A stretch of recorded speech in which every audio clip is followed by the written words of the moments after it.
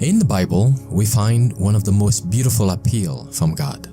It says, "Today, if you hear His voice, harden not your heart." Would you like to spend this day with God? Listen to this devotional.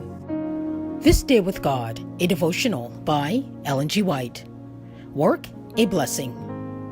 For ye remember, brethren, our labor and travail, for laboring night and day, because we would not be chargeable unto any of you, we preach unto you the gospel of God.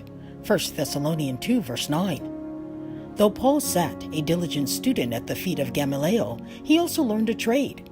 He was an educated tent maker.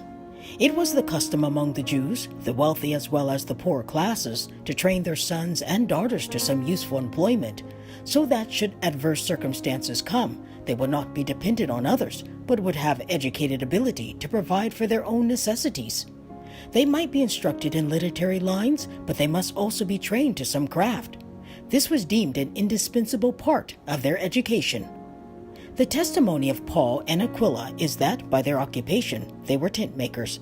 While they preached the gospel, Paul and his companion wrought at their trade as tent makers, and in doing this, they could give a more thorough knowledge of Christ to those who heard them.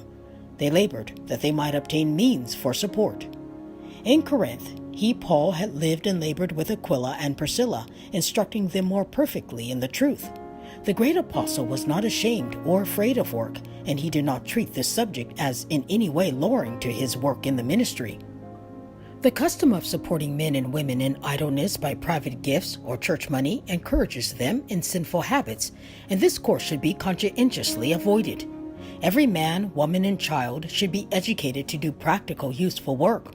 All should learn some trade.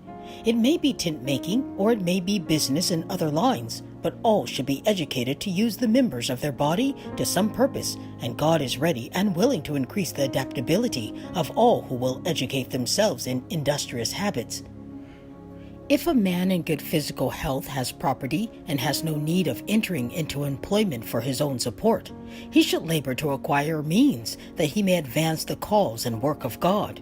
He is to be not slothful in business, fervent in spirit, serving the Lord. Romans 12, verse 11. God will bless all who will guard their influence in regard to others in this respect.